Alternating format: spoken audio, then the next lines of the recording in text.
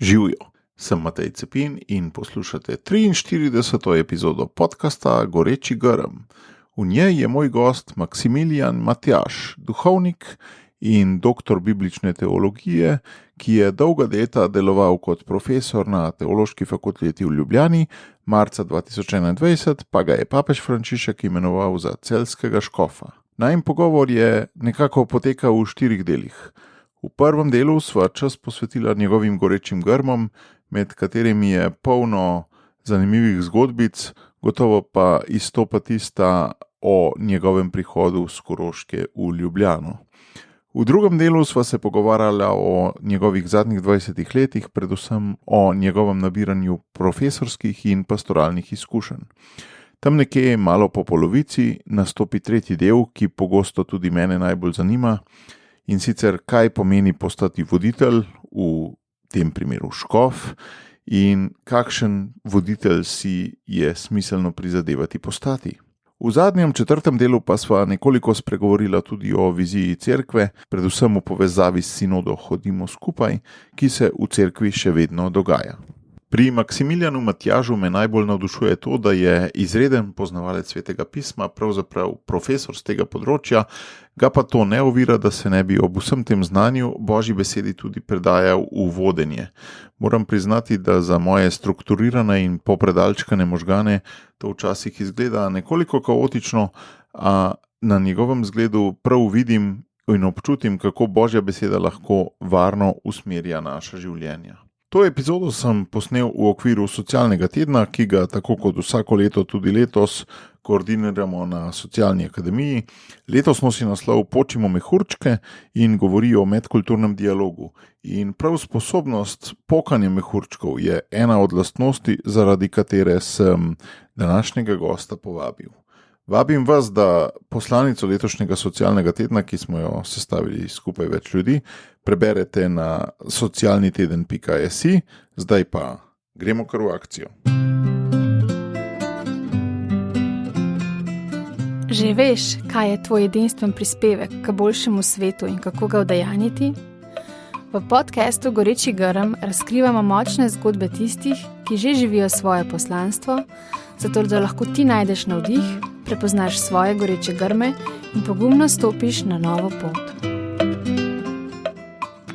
Živijo, Maksimilijan, dobrodošel v mojem podcastu. Dobro večer, pozdravljen. Eno leto si škof, najverjetneje nihče ne gre v duhovniški poklic zato, da bi postal škof. Verjetno tudi ti nisi šel. Kaj te je pritegnilo pri duhovniškem poklicu oziroma s kakšnim poslanstvom si šel van? Duhovniški poklic. Ja. Kaj si predstavljal, da boš delal kot duhovnik, preden si stopil na to pot? Prihajam iz takega okolja, ki so bili pač kristjani bolj kot ne mačkeno manjšina, ne? Svoje tako delavsko okolje. Tisti, ki smo hodili k maši, ki smo tam stanovali okrog cerkve, smo bili mačkeno bolj kot ne mal čudaki ali pa mal posebneži. To so bili že tisti časi, ko je kakšna razbesnela ali pa manj prijazna učiteljica v ponedeljek zjutraj vprašala, kdo je bil pri maši, kdo hodi k veruku. In potem, če smo bila morda noter 2 ali pa 3, smo se malo pogledali, kdo bo zdaj vstal prvi, ali bo vstal kdo, ali noben ne bo vstal. Ampak ni pa bilo, da bi bilo recimo 10-15 ljudi noter, pa bi rekli, no zdaj bomo vsi serijsko vstali. Ni bilo dovolj velike mase za upor. Pa tudi ne za neko, bi rekel, ponašanje. Smo se prej občutili malo tako ob strani, in smo pol na nek način tole vlogo verjetno tudi sprejeli. Ampak najbrž se to zgodi zaradi tega, ker avtoriteta tako naglasi, ne zaradi sošolcev, ne? Tako, vsekakor, ja. Pa sploh v tem tistem času se mi zdi, da smo to vlogo kar sprejeli, ne? Da neki mainstream je drugačen, kot je tvoj oseben, potem pa vso to stvar, recimo, kar je v zvezi z vero pa cerkvijo, postaviš v neko zasebno sfero med prijatelji, pa tako v šoli, pa so pa druge teme, ne. O katerih letih to zdaj govoriš? O katerih letih si ti osnovno šolo obiskoval? Konec 70 let, to je precej nazaj. Ja. To je precej nazaj. Vem, da se je to vzdušje začelo spreminjati pri meni, recimo šele potem v prvem, drugem letniku srednje šole, ko je moji sestri uspelo pobegniti iz tega okolja, se pravi v Ljubljano, in poštala študentka in je potem mene enkrat prvič prišvercala dobesedno v Ljubljano, da smo šla skupaj na tezejsko srečanje. Tisto legendarno prvomajsko, ki je bilo konec 80-ih ali kakšno drugo? Tisto, se pravi, londonsko. Aha, v tujino sta šla. Tako je, novoletno londonsko. To se pravi, jaz sem bil pa takrat še drugi letnik, se pravi, da sem bil res bolj kot ne na črno zraven. In takrat bila tudi si rabo eno polnoletno osebo. Točno. No in potem, ampak tam se je potem začel nekako svet odpirati, tako malo bolj, zdaj ne rečem mednarodno, ampak vsej, da je presegel tisto krevno vas. In potem, ko smo pa še naslednje poletje potem šla skupaj v TZ čez poletje, tisto se mi pa zdi, da je potem na nek način bil en tak preboj. Potem pa se mi je zdelo, da ko sem prišel nazaj, takrat isto jesen, se mi je pa zdelo, da gledam na stvari malo drugače. Ob tem smo takrat tudi se preselili iz tega kraja in smo se preselili v drug kraj. Se to lahko kar... Kaj, Mežica, ne? Ja, tako. Tvoj rojstni kraj? Tako, tam sem bil 16 let, ja. No in potem smo se pa v sosednjem kraju smo si zgradili hišo, oče zgradil hišo. Ampak kaj hočem reči s tem? Tisto izkustvo tega sveta, pa tega srečanja z vrstniki, ki pa mislijo malo podobno ali pa razvijajo neke podobne, me je takrat tako navdušilo, da je tako podzavestno rasla zelo ena omenjena želja, kako zdaj to izkustvo prenesti, pa izraziti, pa povedati ljudem, ki sploh ne poznajo niti te terminologije, kaj šele te izkušnje. In ko danes gledam nazaj, ali pa ko sem gledal že takrat nazaj, ko sem se mogel odločati na koncu fakultete teološke že za študij, vidim zdaj, da je bilo pravzaprav to ključno izkustvo. Kako tiste znane teme povedati v nevsakdanjih izrazih. Za mene so bili vsakdanji izrazi to, kar o veri, kar smo mi poslušali pri maši pa pri veruku. Tam moji sošolci pa o maši in veruku niso imeli pojma. Te prav razumem, da te je to matral, kako tem ljudem, ki nimajo pojma, to razložiti? Tako je. Zakaj si pa imel to željo jim razložiti? Je bilo to tebi tako veselje, da nisi mogel zadržati, ali kaj? Recimo. Ali si sam hotel, da ne bi bil več manjšina, pa da ne bi bil več zatiran? Po mojem niti to ne. Sej, takrat sem že imel en tak lep intimni krog, tako socialno zaznamovana je bila predvsem osnovna šola. Ne. Potem in iz te osnovne šole nisem imel pogojev, prav iz socialnih, da bi šel na gimnazijo, to mi je že bilo rečeno, raje ne. In je edina opcija, ki je obstala, je bila potem ekonomska šola. Ne. Z čigave strani ti je bilo pa rečeno raje ne? So učitelji, ja. Ja. Misliš, da bi to se potrdilo, ali so te sam... Ne, prestrašili, Bogu, to je bil, danes jaz vidim, da je to, mene so uspešno prestrašili oziroma ti povedali, da pač to ni za tebe, ampak potem, ko sem pa prišel v šolo in pa še s tem izkustvom zraven, sem pa pravzaprav bil od drugega letnika naprej predsednik te razredne skupnosti, potem šolskega sveta in potem sem tam naredil, kar se tega tiče, družbeno kariero zelo hitro. Velik preboj, glede na to, ne? Kar si rekel. In to mi je dalo seveda zanosa. Takrat sem se zelo vrgel potem v zgodovino, v študij zgodovine. Bil je to čas, jasno, še tisti socialističen, se pravi, to je bilo... Zaznamovan študij, ne? 80, zaznamovan predmet. Točno.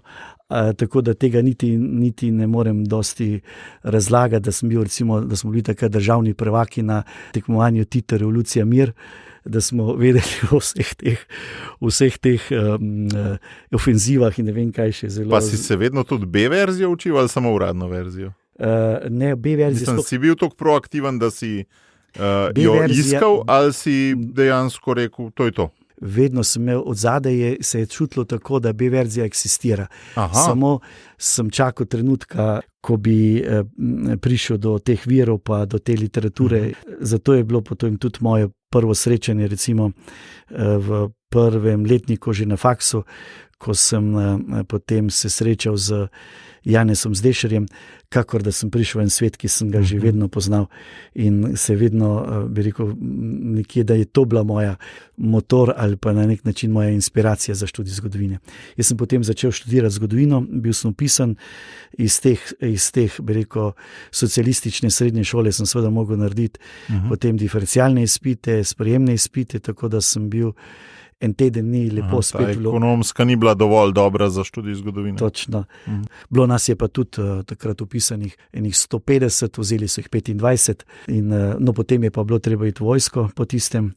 In ko sem se vrnil nazaj, sem v bistvu bil še 2 meseca tam na zgodovini. A v vojsko je bilo treba iti po prvem letniku? Ali ne, pred prvim. Najprej smo mogli narediti sprejemne izpite, potem se je šlo pa takoj v vojsko, potem smo pa prišli tisti, ki smo bili, to je bil še sistem 12+3, ki smo bili vpisani na faks, smo se vrnili po enem letu in smo v septembru iskali v Ljubljani potem študentski dom in seveda takrat je prišla ogromna generacija teh fantov in študentskega doma seveda ni bilo tako lahko dobiti, ko sem ga potem po enem tednu, seveda predstavljati si moraš, da sem jaz prišel za tistim koroškim avtobusom pa z nartnikom 17. septembra dol in smislu, tu bom ostal. Potem je pa bilo rečeno, ne bo sobe pred novembrom in nisem se imel kam dati. In je nekdo prišel mimo in je rekel, da bomo tam v Šeski malo skrili, to je koroški blok v Rožni dolini. in tako sem potem po nekaj tednih tam dobil stanovanje. Patriotizem ti je pomagal. Ja, in sem celo plačal tisto stanovanje do konca leta, ne, potem do konca decembra, ampak potem sem za nekim novembrom sem pa potem presedlo v Bogoslovje. A ja, tako hitro? Ja. In kaj te je, mislim, kako da si bil tako neustrajen, da si samo oktobra in novembra zdržal na zgodovini? Dejansko to, ker je tudi to bila še mal posledica, ker sem se tam na tistih vpisih potem vendarle ustrašil, če si vpisal solo zgodovino, si mogel pisati tudi latinščino. Meni so pa rekli, da za jezike nimam smisla in sem potem vpisal še poleg tega sociologijo in smo potem začeli delati takoj že na sociologiji seminarske naloge. In sem odprl eno knjigo, še zdaj vem, da je bila to Kantova kritika politične ekonomije in tam noter sem našel kar na prvo tisti famozni stavek Marksov, religija opi ljudstva.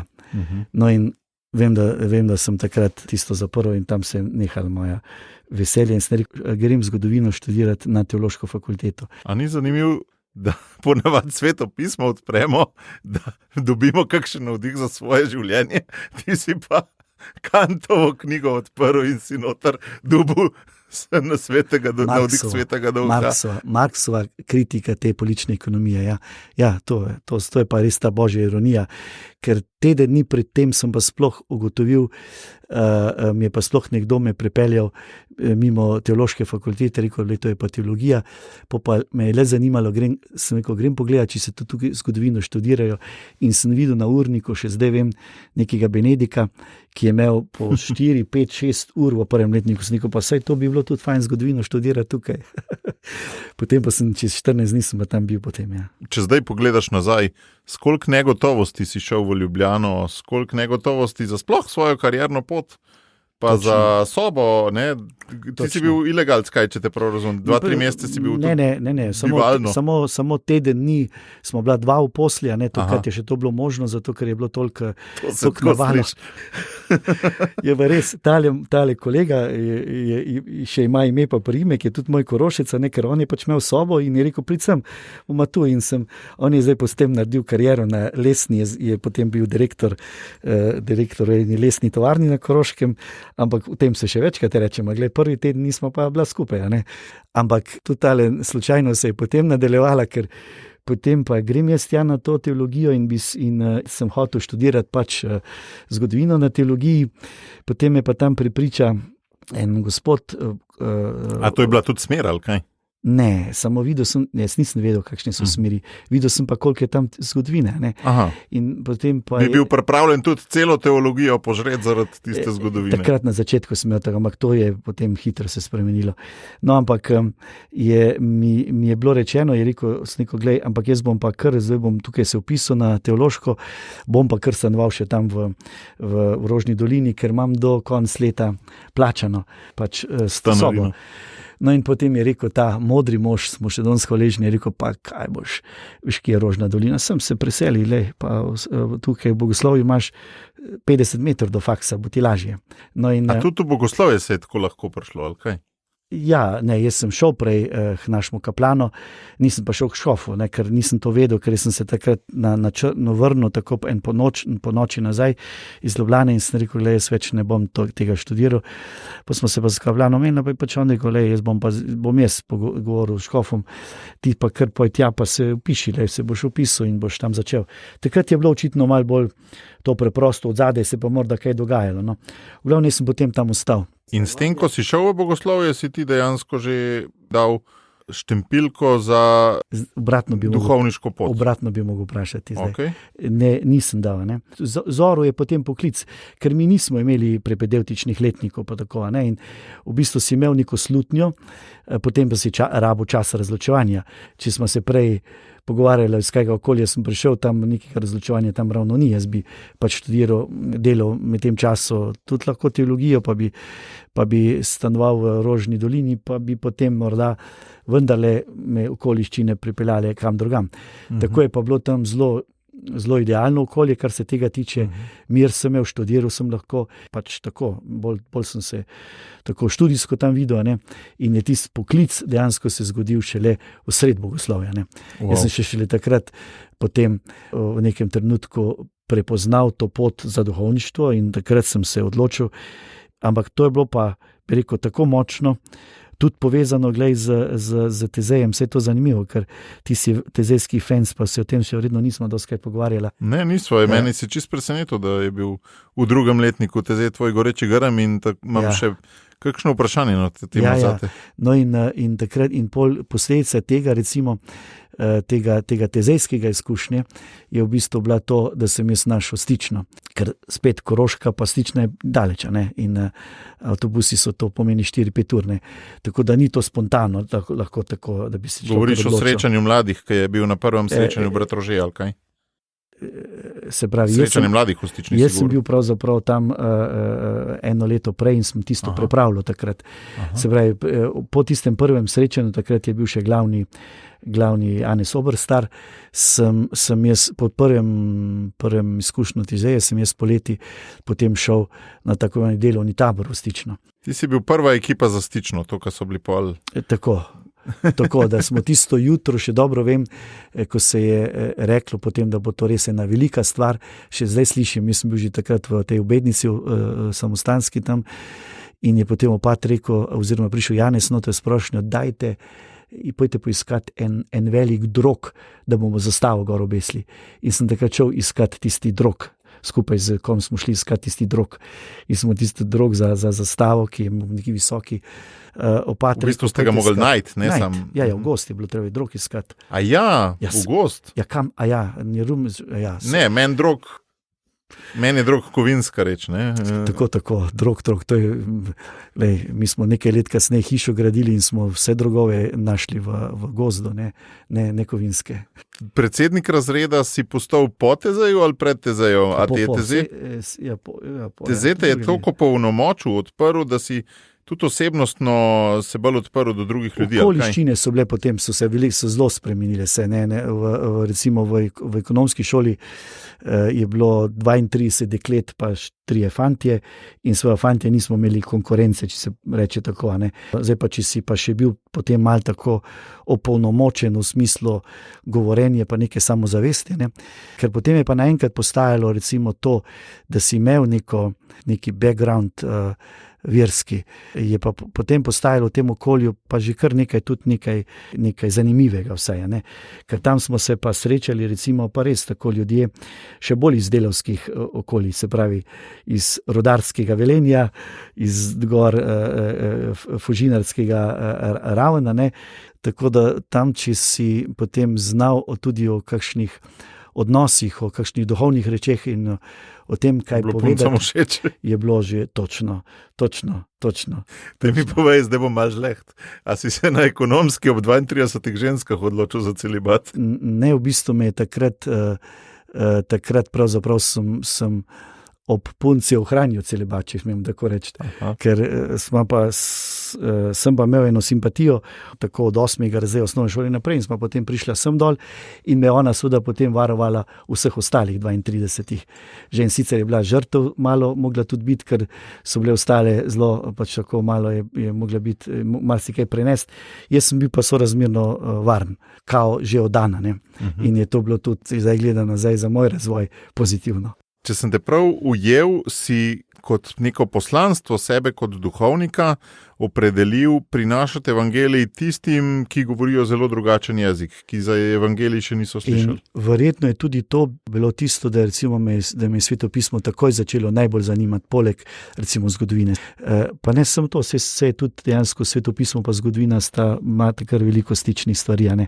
Veliko je bilo zgodovinskega tam. Ja, pri svetem pismu je bilo potem ravno iz enega znanega besedila odkrivati globine.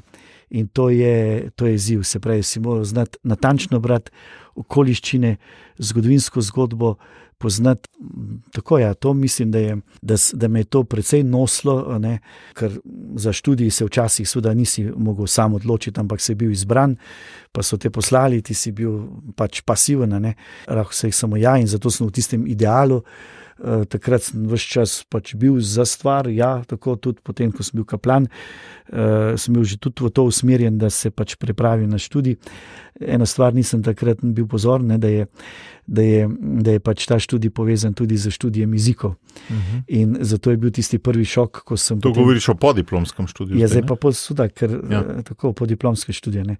Ko potem pa začneš resno študirati, ta svetopisemska zgodba močno stopi v ozadje, pa pride v ospredje pravzaprav samo suhi jezik. In tist pa potem traja približno, zdaj pri meni je trajalo kar skoraj 3 leta, 2 leti, dobri 2 leti pa.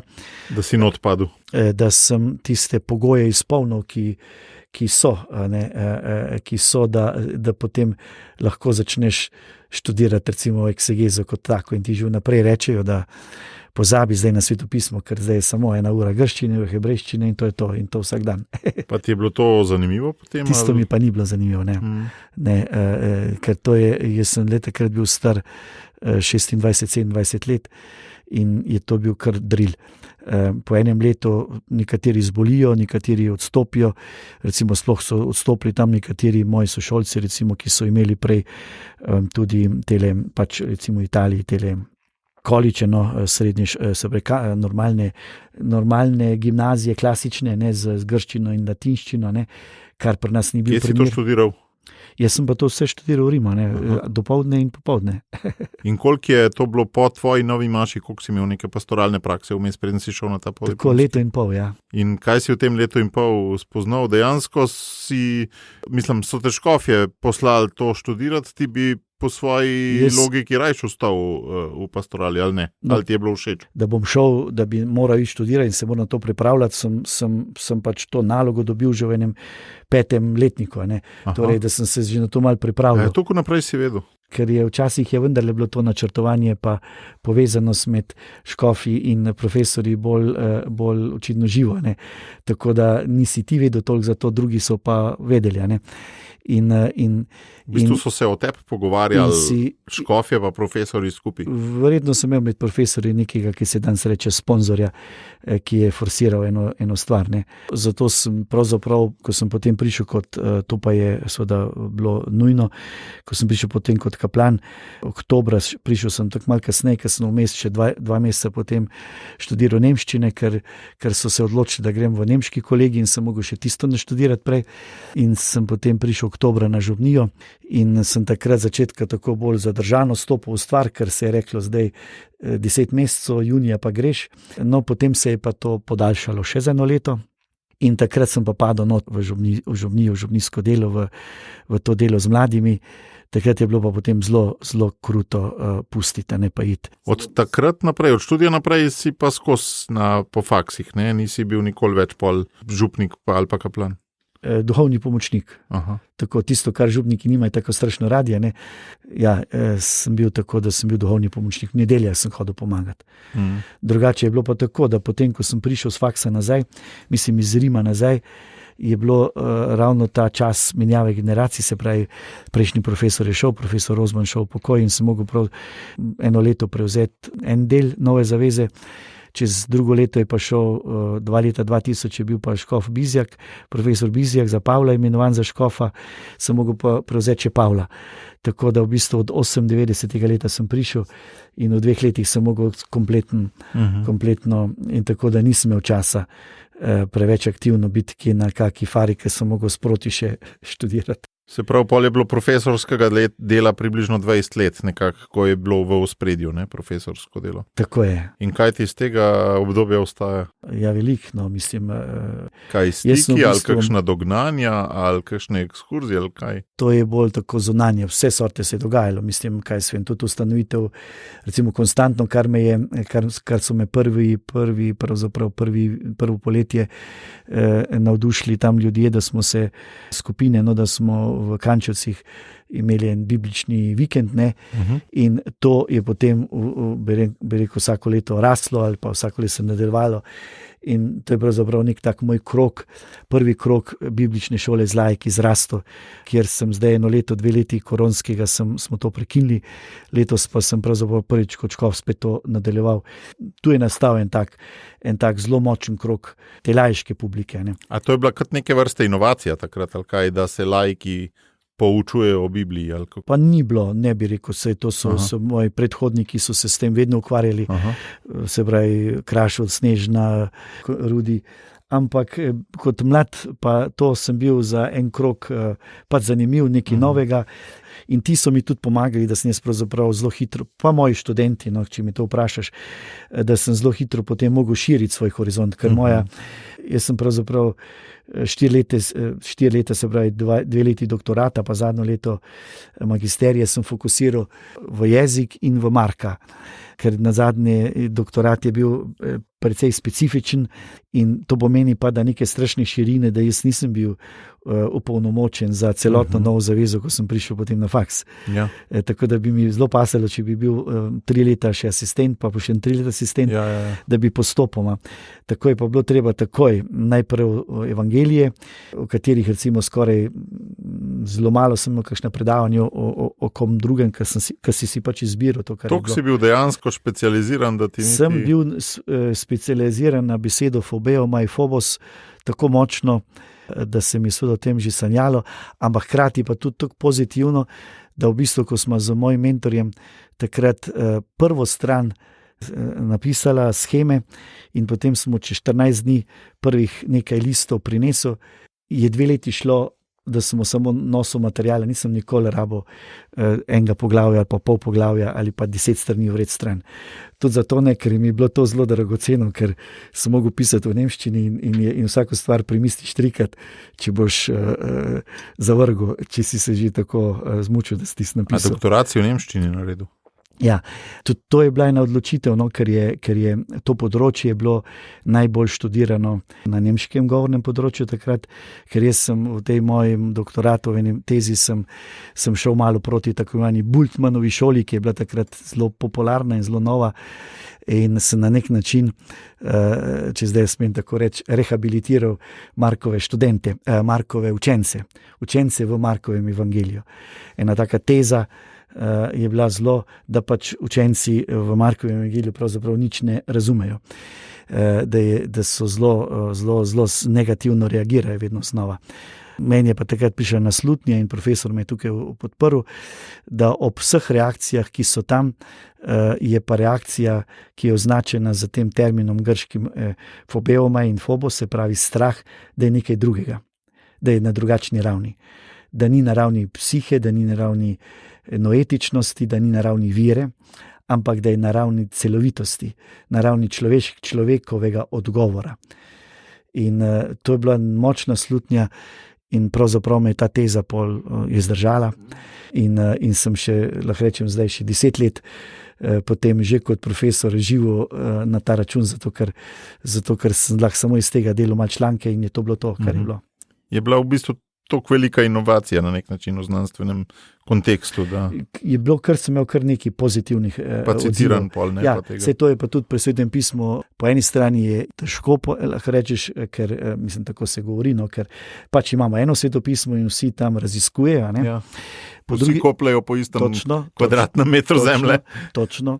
Po drugi strani pa, če ti recimo tam eno vrstico, in pri meni je bila pač tista vrstica, recimo tam 4:41 pri Marku, če ti tisto obdeluješ tako močno, da je polovica knjige pravzaprav referira se na tisto vrstico, nihče, ki Marka resno študira, ne more mimo tvojega dela večiti.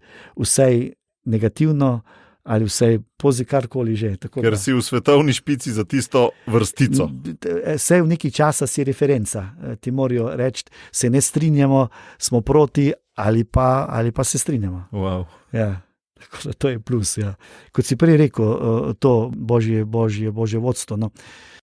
Sem te pa študiral in sem slišal, da prav Markov evangelij, tega prej nisem vedel, je evangelij, kjer Jezus govori nepoučenim oziroma ljudem, ki so na nek način še niso slišali za evangelij ali kaj. No. In to se pol ujema s tem tvojim gorečim grmom, ne? Točno. Glej, to je res, ampak to, da se tako to pokriva, to je fenomenalno, ko odkriva šele malo za mik. Za nazaj, ne? Tako je, ampak je dejansko to. Recimo, da je mene prvo pri Marku fasciniralo to, dobro, preprost jezik, to je bilo lažje in dejansko bil tudi, to moram reči, fizično.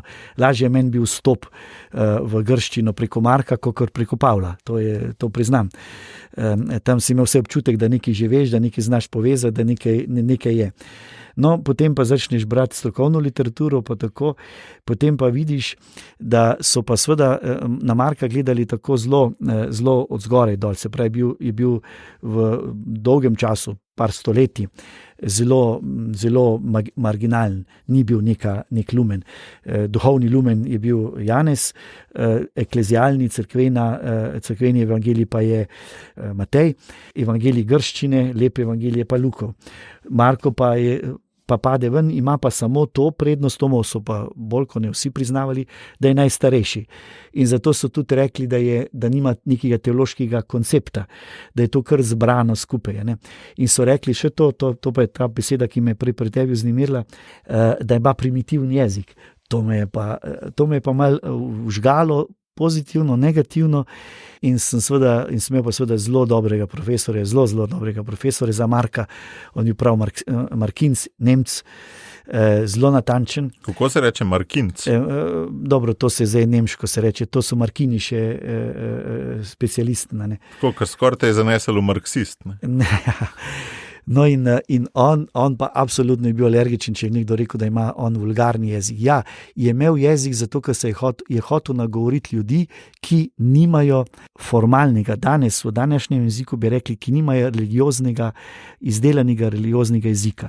Se pravi, ki niso imeli naložene tradicije Judov, ne da niso imeli judovskega, ampak niso bili tako Hebrejci, ne? So bili dejansko bolj pogani, so imeli izkustvo Boga, predvsem preko izkustva moči, bližine, nenavadnega. Ne? Zato je tam ogromno čudenja, ogromno vprašanj in manj odgovorov. In so stavki nezaključeni, so scene odprte. Tako močno odprte, recimo evangelij se zaključi tako močno odprte, da je prva skupnost potem ni več zdržala tega pritiska, ker žene v grobu niso izpolnile poslanstva, ki jim ga je angel dal tam v grobu. Je rekel, pojdite in povejte Petru in njegovim, naj gredo v Galilejo, tam me bodo videle. One pa niso šle, zato ker so se bale in so trpetale in so zbežale od groba. Pika. In prvi Markov evangelij se tam konča. Potem je pa prva skupnost, čez kakih 10 let, 15 let, 20 let, dodala en sumarij, da so rekli, no, ampak sta potem vendarle še šla dva učenca, pa so šli in so srečali tega ostalega, žene so povedali, ampak to je dodatek. Marko pa konča tam, zato ker, in to je res tako zelo, zelo močno, ker njemu je jasno, da je ta evangelij, ki ga je zapisal, samo začetek evangelija Jezusa Kristusa. A kaj ten prototip? Tako je, točno, začetek. Ker se bistveni evangelij še mora zgoditi, in sicer kje, Matej? Ja, Ne bi vedel. No, daj. Ja, v tvojem življenju. V tvojem življenju, v Galileji. Glej, ker kaj ti pomaga? Razodetje za Marka ni bilo razodetje nekaj strašnega. Je bilo razodetje samo, da te je premaknilo odnos z Bogom. Če ti tistemu nisi verjel, če tebe ni nagovoril... Kaj nedodelan je zato, ker ga moramo mi sami izživeti. Ker ga moraš nadaljevati. In drugi, To ki je so neke dodelani, vrste nas preveč torzo. odrivajo od življenja realnega. Ne, niti ne more samo tako reči, ne, ampak ga dejansko zaključi, če ga začne za začetek Evangelija Jezusa Kristusa, ga konča z navodilom, pojdite v Galilejo, tam ga boste srečali, kakor vam je rekel. In če se nisi spomnil na to, kaj ti je rekel, če temu nisi verjel, to pa ni rekel kdarkoli, da naj gredo v Galilejo, ampak je rekel ob mizi, ob katerem so ga začeli tajiti. Se pravi, ob zadnji večeri, tam jim je to rekel. In izpelje to seveda genialno potem Janez, kasneje, ne, ker dotakne se Petra, ne, in ga potem po vstajenju v Galileji, na morju, ob ribi, ga lepo 3-krat vpraša isto temo, ali me ljubiš. Se pravi, ne ali me poznaš, ali me ljubiš, ne ali veruješ, ali me ljubiš. Tega vprašanja Marko ne zastavi na ta način, teološki način, ampak ga sestavi na eksistencialni način, ker nimaš besede ljubiti tam. Se pravi, premalo je poznati cel evangelij, da boš postal njegov učenec. Prav navdušil si me s temi nijansami med posameznimi avtorji, ker jaz pri svoji življenjski poti nisem nikoli tako poglabljal, hvala ti. Ampak greva midva zdaj naprej na tisto, kar je pa najbrž jedro vsega skupaj bilo, ko sem načrtoval to epizodo. Koliko lahko deliš od tega, kako si se počutil, kaj si mislil, ko si bil potem prvič poklican za škofa, koliko lahko sploh v javnosti o tem podeliš? Glej, to bomo zdaj splašali čist biblično zgodbo, saj bom se še tega dotaknil, ne? Ker je dejansko od kdaj nikje naprej se meni dejansko vse dogaja preko Božje besede. Ampak tisto, kar si prej rekel, da sem toliko pošten, ko si me vprašal glede te profesorje, pa potem duhovniške izkušnje, tistega nisem imel. Ne? Jaz sem imel potem to srečo, ne? Tako da smo hitro prišla skupaj z mojim rojakom, 9 let mlajšim Simonom, potnikom, ne? In sem njega spoznal kot pastoralista in je potem bil on moja kombinacija.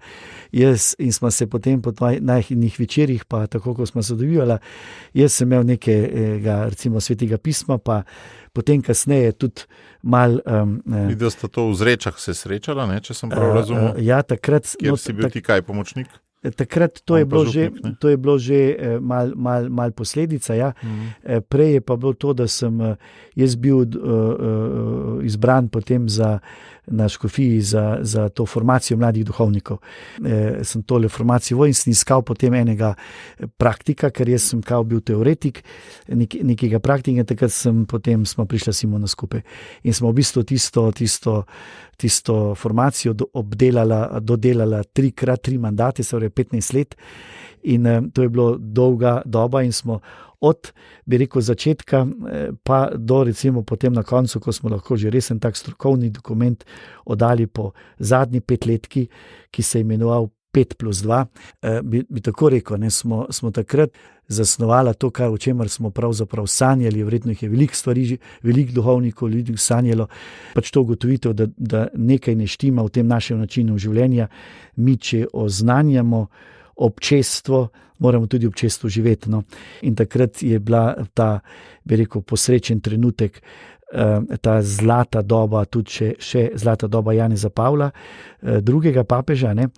In takrat ti dokumenti njegovi o formaciji duhovnikov in mladih duhovnikov, začenši ali pa kot višek njegovega časa je bil pastorem Davo Vobi, se pravi Davo Bombastirja.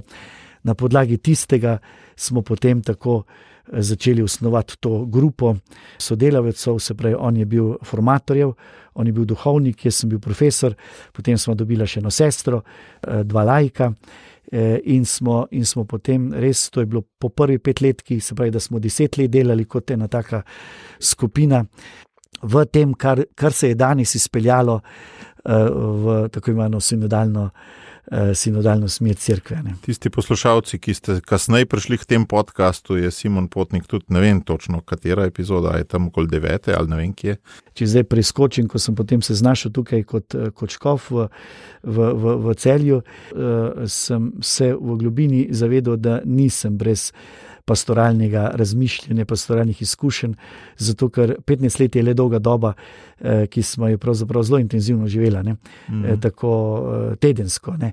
In kdor njega pozna, potem ve, da je imel zelo burno življenje, se pravi veliko nasprotovanj in torej tisti, ki je bil z njim v komunikaciji, je to potem tudi precej tako doživljal. Ja. Tako da mi je to dejansko pomagalo potem, da nisem potreboval iskati neke strašne vizije in sem pravzaprav vedel, kam prihajam in kaj je moja naloga. Ampak če se vrneva zdaj k temu trenutku, ko si izvedel, da bi papež želel, da ti postaneš škof, kako je to, mislim, povej kolikor. No, vse to je tako, da se danes je to že lahko pove, ne, da je, kako je prej nastajal proces, to se ne ve, to tudi sam jaz ne vem, ampak nekaj časa gotovo traja, pa te ne opazuje nekdo ali pa nekaj, pa tako. Meni je bolj važen ti zadnji trenutek, dobro, kak mesecev pa toliko prej, že imaš tudi kakšno slutnjo, da se nekaj dogaja, zdaj kaj se dogaja, nekaj se, ampak nič se pa dejansko konkretno ne ve, pred tem, da te obišče papežev delegat in ti sporoči to njegovo željo papeževo in imaš pač nekaj časa in teden ni časa za razmislek. In lahko rečeš tudi ne, ali kaj? Ja, seveda. Mislim, svobodna volja mora biti vedno, ampak vsem, koliko realno se to zgodi pol. Ja, jaz bi tako rekel, če bi se tisti papežev delegat na vratih pojavil 10 let prej, bi gotovo čisto lahko rekel ne. Ja. Zato, ker sem tehtal to pač, v kaj sem delal, v kaj sem se recimo, ker ta moj študij vendarle me je stal en del življenja. In zdaj, da bi iz tega zdaj prišel pa v eno tako administrativno delo, se mi ne bi zdelo smiselno. Ne. Takrat, ko se je pa to zgodilo, sem pa jaz po noči, tisto noč sanjal Božjo besedo. In zjutraj sem samo odprl pobrsko noter, se pravi, beseda je bila, zagrmelo je, kaj naj rečem, Gospod, pa vendarle sem zato v to uro prišel, zgodi se tvoja volja. To mi se je dogajalo po noči. Zjutraj sem to odprl in je bila v bistvu, ne takrat, če nisem zjutraj odprl, potem je ob enih dopoldne nekje nunci prišel in pol sem tam odprl tole poglavje in je bilo 12. poglavje Janezovega evangelija, ko pridejo Grki do Filipa, Jezus je pa učil v templju in tam hoče preko Filipa, preko svoje veze priti do Jezusa in mu reče, Gospoda bi radi videli. Ne? On pa potem gre naprej v tempelj pa tam pove Jezusu, da te Grki te iščejo. No in to sem tudi kasneje videl, da je to ena paradigma, ki se dejansko poklapa s tistim čist začetnim iskanjem. Ker k njemu so prišli Grki, k Jezusu. Zakaj? Da jim njem pove o stvari. Grkom, Jezus, Jud, povedati Grkom pa pomeni tako, zdaj pa ti razloži ta svoj hebrejski koncept nekomu, ki je zunaj. Kako boš to povedal? V tej isti skušnjavi je namreč bil Pavel, ko je prišel v Korint, ki je mogel Grkom razložiti to Jezusovo izkušnjo, njegovo izkušnjo križa. In je tudi vedel, da na koncu bodo rekli, kaj, to je neumnost, takega Boga ni, ki bi bil ranljiv, ki bi bil tak in tak. Tisti, ki so pa verni, bodo pa rekli, ti govoriš antireligiozno, ti govoriš blasfemično. V Bogu vemo, kakšen mora biti, kako mora delovati. In podobna zanka je bila takrat tudi za Jezusa. Ne? In kaj se je njemu zgodilo, to zagrmelo je, ne? In lahko bi začel razlagati pač iz kozmološkega razloga, zdaj njim nekaj povedati, ali pa iz konteksta templja, se pravi nauka judovstva, ne? Je pa se ta dialog izpeljal, ki ga potem mi poznamo bolj iz Getsemanija, ne, ker ga ostali evangelisti ga postavijo v Getsemani, kjer Gospod reče, a naj gre ta kilih mimo mene, ne, ampak tvoja volja naj se zgodi. In tukaj pa Jezus reče, pri Janezu pa reče tem Grkom, pravzaprav čisto na hebrejski način, če pšenično zrno ne pade v zemljo in ne umrje, ostane samo. Če pa umre, obrodi sad. To je bil njegov odgovor in to je bilo moj mir takrat pri tej odločitvi. A veš, da je ta stavek, Janez 12:24, jo znam na pamet. Ker je to moj prvi stavek iz Svetega pisma, ki mi je tako zavedno ostal. Še preden sem zares Sveto pismo začel brati. Super. In najbolj sem ga povezoval z tistimi dolgimi meseci študija, ker je bilo 2krat na let rukar po 2 meseca, ne. Pol so bili pa skauti, pa vse tisto, kar sem zelo rad delal, ne, in sem prav čutil tisto kot umiranje samo ostati v CTK-ju v knjižnici, da je pol rodilo sad, ne. In ti si očitno spet, ne samo da imamo te zdaj skupaj, ampak še ta stavek skupaj, ne. Ja, res.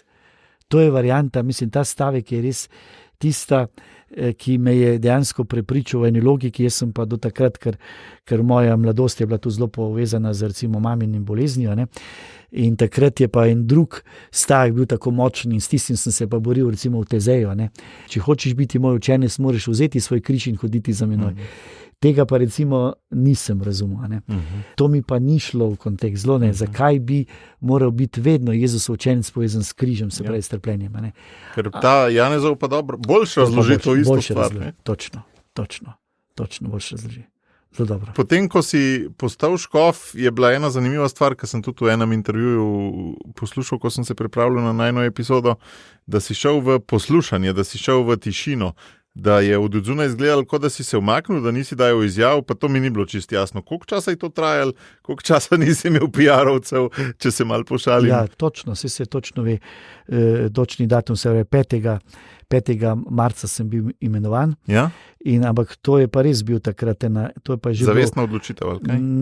Ne samo to, ne, to je bil pravzaprav, če smem to reči, to tudi ni taka skrivnost, ampak je vendarle, bi rekel, iz ene ljubezni, bom tako rekel, iz ene ljubezni do papeža. On si je to želel. Ne? Da greš kaj? Da ni nobenih intervjujev. A ja? Ne. Tako, tako prav? Ja. Je rekel, tega je toliko bil razočaran ob teh raznih, se pravi, da se potem, ko se zgodi, pravi, ker to je pravzaprav res en duhovni dogodek in ga mediji, ga javnost ne more razumeti. To se more zgoditi v intimi srečanja. To so bile njegove besede, pravi, to me zelo žalosten. Tebi osebno? Ne manj osebno, ampak tudi ne širše, ampak od poslancev, posrednikov, ki je prenašal besede od njega do mene. Ne.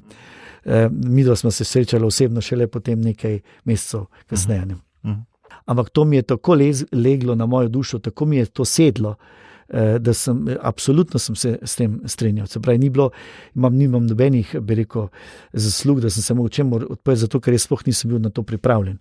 In mi je ta molk in ta tišina odgovarjala in v bistvu iz te tišine pravzaprav prišel dobesedno spet nekje, ko sem mislil, sem zdaj res, do 30. maja je to trajalo. Ker dali so mi, tudi to je bilo ena naklonjenost, simpatija, bi rekel, svetega očeta, posebna pozornost, da sem dobil mir, da sem lahko semester končal, ker jaz sem bil še profesor tudi do konca 30. so se končala predavanja in do takrat se je reklo, čeprav sem mogel že prej misliti tudi na kaj drugega, ne? Ampak vendarle, formalno je bilo to na koncu semestra, potem posvečenje 30. Ne, ampak tista zgodba o tišini, pa to se pa res razvijala in zadnji del tega sem preživel recimo v Logarski dolini, ne, v mojem najlepših, tako romantičnih planinskih krajih, ne, in še več, skoraj predzadnji dan pred mojo, bi rekel, avtanjem, če bi se tako reklo, v zadnjih dneh duhovnih vaj, potem tik pred posvečenjem, imam en sprehod nekje res gor v enih gozdovih, nad Logarsko dolino, gozdovi, ne, in se sred gozda tako pripelje nasproti gozdna pot en traktor, velik traktor, motorke 2-3 nas levo, desno, res velik traktor. Jaz sem se mogel iz ceste omakniti, pa sem peš bil, ne, in stopi ven mož, tak gozdni mož iz tega traktorja pa reče: "Pozdravljen, gospod škof." Sem rekel, pa ne se hecati. Sredi gozda en gozdar me prepozna, sem rekel, pa koliko mi poznate, sem mi še, pa vi boste naš novi škof, berem, vidim, vem. No in sem tam gor srečal, zdaj ne bom rekel koga, ker je bi bilo preveč hudo, mislim preveč simpatično, ampak mi je bilo pa eno veliko znamenje, no, tako da novica videl, se tako in tako zve, tisti tvoji ljudje bodo zvedo in nisem rabo nič govoriti in lahko bi morda se naredilo tudi kaj drugače, ampak to dobo sem jaz potreboval, ne samo jaz, mislim, ne samo, da sem jo moral izpeljati, ampak sem jo tudi potreboval. Je pa res, da kasneje so morda kateri razumeli tudi to, da morda bi mogel pač komunicirati bolj s kom, pa duhovnike pozdraviti, pa to, ampak se potem je bil še čas, se je dalo to narediti postopoma. Je pa ta dinamika voditeljstva potem, ne, na začetku zelo velika pričakovanja, pa to, potem gre vse skupaj malo navzdol, najbrž je zdaj, kako zdaj, le ocenjuješ, zdaj je koliko tega leta pa pol, ne? Je malo dol šlo, ne, pol se bo pa nekako iznihalo, ne, najbrž v neko rutino. Zdaj upam, tako bi si želel, da je morda dno že doseženo, da se že nekako odbijamo. Upaš, da ne obstaja kaj nižjega. Tako, no to upam lahko, ne. To ni. Upam lahko, ja. Lahko se pa še marsikaj zgodi. Ampak te izkušnje, sigurno izkušnje so, tudi to, ne, dejansko si postavljaš, nekaj hočeš, en tim si narediti, ne, ampak to ni tako preprosto, ne, ker ne dela si tima na trgu, ampak si tim delaš na podoben način, kot se dela družina, ne, bolj ko ne. Se pravi, v bistvu so ti večina komponent ti je danih. Ti lahko samo mal tako, ne. Jaz nisem pravzaprav nobenega poznal, ko sem prišel, mal koga, no, izjema 1, 2, 3, tako bolj osebno. Drugače, mlajše duhovnike pa večina, saj so to 20 generacij pravzaprav mojih študentov. Ja. Ampak problem je to, ne, ker prvič, da smo mala škofija, relativno mala, relativno tudi potem skromna, kar se tiče sredstev. To pomeni, da nisem si mogel privoščiti ne to, da bi duhovnike pobiral z župni, pa si delal ekipe profesionalnih duhovnikov okrog sebe, ne? Niti ne to, da bi si profesionalce, laike lahko gradil okrog sebe, pa si bi naredil neki tim po tem, kakor se dela tim, se pravi, da si izbereš ljudi, da ti pokrivajo področje, kjer nisi ti tako uspešen ali pa kjer rabiš podporo, kjer rabiš moč, karkoli, ne. Ampak sem mogel, pač si dobil tisto, kar dejansko je in potem je tudi en obdobje, ko se spoznavate, ko se videvate, predvsem pa, da raste zaupanje. Dobro, zdaj jaz sem tak, da nisem tako, bi rekel, uradniški človek, torej stik hitro lahko navežem, vendar sem pa tudi senzibilen pri stikih, ne, in potem pomeni, da rabim potem res eno 100% zaupanje, to drugače je težje se privajam potem spet na nove stvari, ta osebni odnos mi veliko pomeni. To se vidi, ja. Tudi midva sva se spoznala na ta način, me je presenetilo, da si bil tako odprt za delati vizijo, ampak ne sam vizijo kot nek stavek, ne, tukaj so potem si mene povabil, ampak vizijo skozi proces, ne, malo kdo to razume, sploh na trgu izven cerkve, ne, pa tudi v cerkvi, ne, se pravi, da ni toliko bistveno, kaj bo na koncu napisano, ampak kaj se bo v naših glavah zgodilo, ne, in si vedel, da bomo to kar mogli porivati leto, 2 in zdaj smo nekje na eni točki, ko smo prišli do vizije, ne, ko se je tudi v glavah že nekaj zgodilo, ne. Ključno to, kar se je v procesu nekako dogajalo, ne. Ampak to izkušnjo sem dejansko imel, ko smo gradili ta 5+2, to formacijo. Lahko bi na koncu tisti dokument, ki smo ga potem napravili kar velikega, ne, bi ga lahko tudi nekje prevedli, ne, ker so recimo Italijani, Nemci so vredno kaj takega imeli že, ne. Ampak proces. Zdaj je pa to vprašanje isto glede vizije, koliko smo uspeli, in to mi je bilo ves čas, mi je bil meni tak izziv, ne, koliko bi uspeli, ne, po eni strani mora vizija jo dela neka skupina, ne, po drugi strani mora biti pa ta skupina čim širša ali pa potem z nekimi krogi se širita, ne, ker samo tisti, ki bodo del enega procesa, bodo lahko to tudi sprejeli ali pa povzeli, ne, spadli noter, ne, po domače rečeno. In zdaj smo na tej fazi, ne, da smo pravzaprav na nek način prišli do neke vizije, ne? Ampak zdaj bomo mogli to seveda s tem okužiti čim širši krog. To sem pa na nek način, se mi zdaj pokriva s tistim, s čimer sem pravzaprav tudi prišel, ker se mi je meni tudi prvi teden pravzaprav, ali pa že pred tem, da sem sploh, že ko sem tisto 12. poglavje odprl, so se mi glavne stvari odprle, kam pravzaprav Gospod kliče cerkev. No, tako sem nekako mogel se s tem soočiti. No in spet tudi v viziji se je pojavilo to misijonstvo, ki je govorjenje zunanjim. Ne? Točno. In to se vsem pokriva. In zdaj, ko papež reče še to in on prepozna, da to je vizija Boga Očeta za cerkev 3. tisočletja, večje pokritosti te vizije skoraj ne moreš imeti in pol je to nekaj zelo lepega. Zdaj pa iščemo način, modus, ne? In kakšen je tvoj lik voditelja? Prepoznal sem v tem letu sodelovanja, da to ni voditelj, ki bi imel sam vizijo in bi pol za sabo ljudi nekam pelal, ne? Tako kot se včasih zgodi v politiki, pa je včasih tudi to dobro, ne? Ali pa Mojzes, ki je bil skoraj edini, ki je vedel, kaj je ta obljubljena dežela, pa še on ni vedel točno. Ne?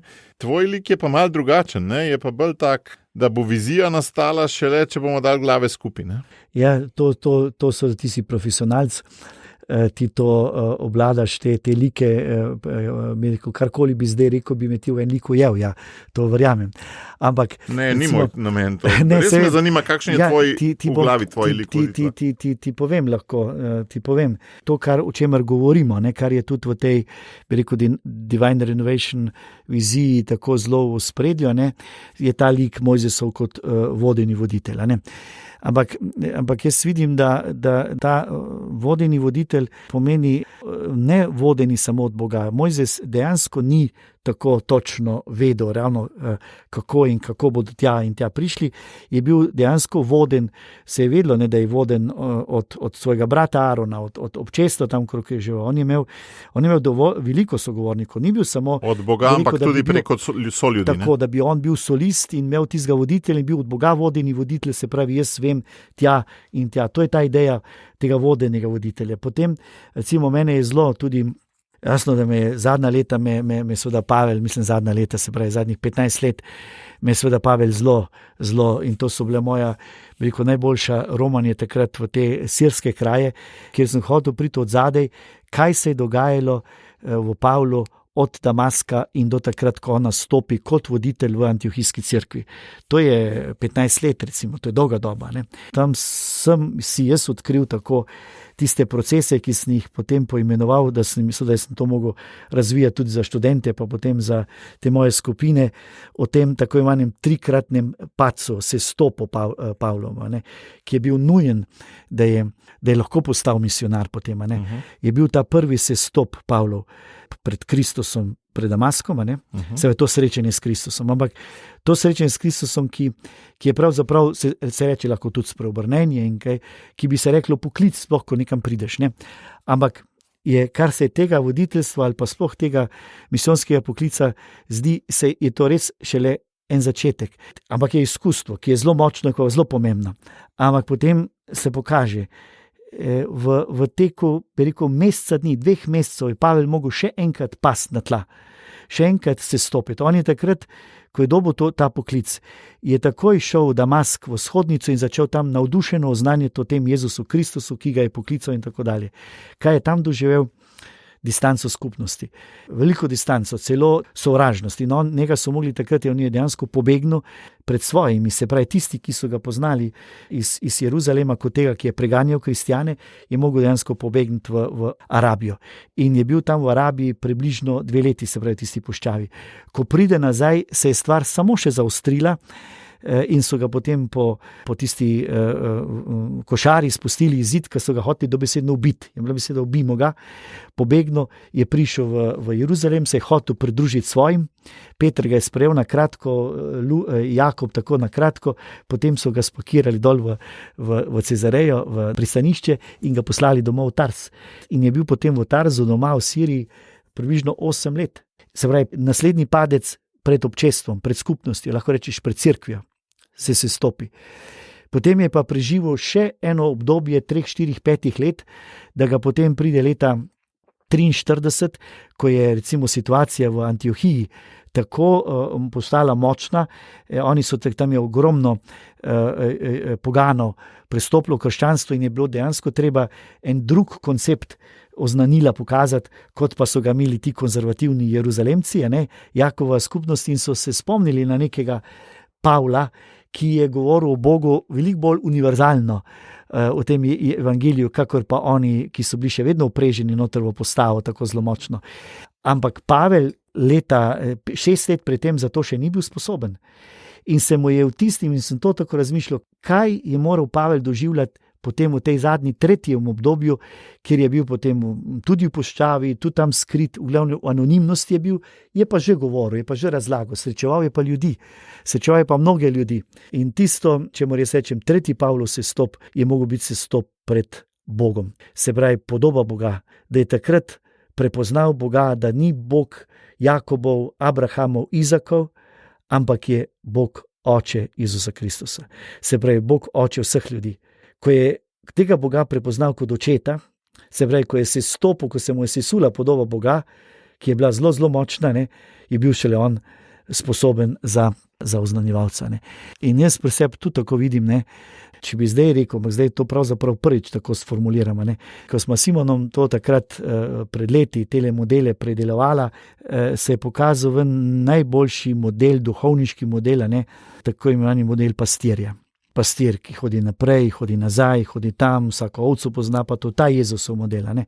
Zdaj se mi pa tako iz tega se mi pa videva, da je pravzaprav voditelj in pastir, ali pa moja, bi rekel drža voditeljska, more zoreti v tem smislu, da sem se prepoznal kot očetov sin. In kot očetov sin, sin nebeškega očeta, boš lahko brat ne samo tvojemu Božjem ljudstvu, ampak tudi onim, zato ker če si očetov sin, sin Boga očeta, pomeni, da nimaš drugega človeka kot brata in sestra, ker so vsi, se pravi, očetovi sinovi in hčere, da si dedič, se pravi, nimaš nekih konkurentov, nimaš tekmovanja, si precej lahko osvobojen, pa vendar imaš identiteto sinovstva. A te prav razumem, da ta pastir je malo vzvišen nad ovcami, očetov sin je pa, mislim, vzvišen. Ma drugo vlogo duhovnik kot... Ne bi absolutno hotel si tako zdaj, bi rekel, absolutizirati ta te sin kategorije. Je pa bolj na horizontalni ravni z ostalimi. Ja, na tem osebnem odnosu, ampak vendarle na odnosu do Boga očeta.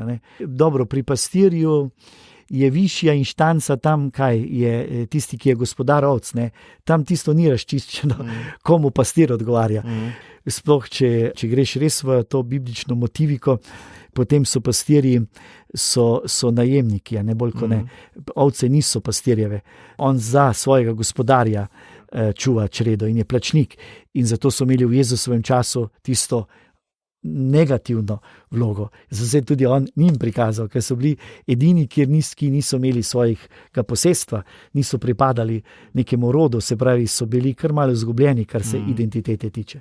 Ja, ravno kot očetovga sina, mogoče res sem te videl in zato si tudi vlogo prevzel verjetno koordinatorja te sinode, hodimo skupaj, ker cerkev nastaja šele, ko smo skupaj in nastaja v neki skupinski, ko začnemo razločevati kot skupina. Ta ideja sinode, jo res tako intimno čutim kot to Frančiškovo sanje, ki so navdihnjeni res od Svetega Duha. Ker v bistvu gre za tako preprosto stvar, ki bi lahko v enem stavku gre za to prepoznati se v njem. Prepoznati se v njem. To je to. Prepoznati se mi v njem, To, kar Pavel reče, prepoznati se, da si del Kristusovega telesa, in če se bo vsak krščen kristjan prepoznal kot del Kristusovega telesa, potem je to, s čimer se je Pavel potem ukvarjal, ko je hotel prepričati te svoje skupnosti. Vsak najmanjši ima svoj ključni in pomembni del, ki da svoj pomen skupnosti. Glava ima svoj velik pomen, ampak vendar le v kontekstu z srcem, z roko, z nogo, in to je še lahko telo. Prepoznati, da smo v njem, da dejansko nismo sami, da je individuum pa posamičnost pravzaprav nekaj, kar je ta naša družba. Jaz tudi seveda prihajam iz te, bi rekel, rastem iz te izkušnje, ne, ko si moral pravzaprav to individualnost dokazati in ti je velik nekaj pomenila, ne, ker je bila ta občestvenost že zasedena za kolektivizmom. Jaz sem šele bil pravzaprav skoraj v čistem socializmu v šolah. Ne, je imela negativno konotacijo občestvenost. Ja. Kolektivistično, se pravi, to pomeni, da tisti, ki tam nadmudri kolektiv, tisti je šef, ne. Oni so pravzaprav niso vredni nič. Potem pa sem v tej, bi rekel, tudi preko bibličnega študija, pa prek Pavla, tam dejansko preko Korinčanov, ker zdaj lahko rečem točno 5-6 let se pa intenzivno tako bolj ukvarjam z prvim pismom Korinčanom, sem pa ravno tam, bi rekel, odkril besedo koinonija. Koinonija, ki jo prevajamo recimo z občestvom, tudi z občestvom, ali pa deležnostjo na nečem, koinost. Ampak to je meni v tem konkretnem pavlinskem pomenu besede prvega Korinčana. Meni dejansko mi je najboljši prevod za to, da gre za organsko občestvo. Organsko občestvo. Živiš drug iz drugega in drug za drugega. Se pravi, ni rivalstva, ni več individualizem v smislu, ker sploh ne more obstajati. Ker ne more reči, pol pa prijemo spet na preprosto Jezusovo primerjavo, ko reče, jaz sem trta, vi mladike. Se pravi, ne more en odrezek nekega vejice živeti zunaj nekega konteksta, ne more pa deblo roditi sadu brez vejic, brez pogankov, brez trte. Veš, da se to malo čuti ob tebi, da ko se srečava, je tako, da te zanima drug človek in tudi ti daš zelo sebe ven, ne? Zelo hitro postanemo malo bolj eno, ne? Ja, jaz si to imam to sanjo tudi za recimo za našo slovensko cerkev pa na slovenski prostor, ne, ker čutim zdaj to alergijo marsikje do sinode, do sinodalnosti v smislu ja, zakaj se pa potem sploh prepirate, zakaj ste pa različni. Ne gre za to, da bi ne smela biti mnenjska različnost. Ljudje so različni, ljudje morajo med seboj vsak prenašati svoj sok, samo na eni skupni osnovi. Skupna osnova je pa dejansko to, da se zavedamo svoje izvorne in globalne identitete. To pa je, da smo ljubljeni otroci nebeškega očeta. Mislim, da je ljubezen nas povezuje. Ja, in zdaj se mi je spet ta podoba, ne, ko si nas na taboru, ko smo bili v Celju, s tem počimo mehurčke, ko smo imeli muslimanske pa katoliške družine skupaj, smo skušali 5 dni živeti. Pač skupnost s temi zelo drugačnimi, a ne, in si nas ti nagovoril in so si vsi tudi te muslimani turški zapomnili, ne, tega srečanja in... Osnova tega je dejansko že 5., 6. poglavje, dobro, moji študenti bodo to vedeli, govora na gori, se pravi Matejevega evangelija, ne, kjer je rečeno, oče daje dež vsem, mislim, nebeški oče daje dež tako vernim kot nevernim, tako poštenim kot krivičnim. Se pravi, v osnovi nas zelo velika globalna stvar povezuje. No, ampak za nas slovenski prostor je pa še toliko bolj pomemben, zato ker smo prav na teh odnosih tako ranjeni in potem hudi duh gradi ravno na tem strahu in na tem črnenju te zunanjosti drug proti drugemu. In pol se pravzaprav drug drugega strašimo. Hvala, Milan, za tole debato. Bila je v nekem deležu drugačna, kot sem jo načrtoval, ampak vendarle bogata, da jo bo treba mogoče celo kar 2-krat preposlušati, da bom celo dojel. Hvala lepa in želim ti še veliko blagoslova pri nadaljnjem vključevanju vseh udov v telo. Hvala lepa, hvala tebi. Ja.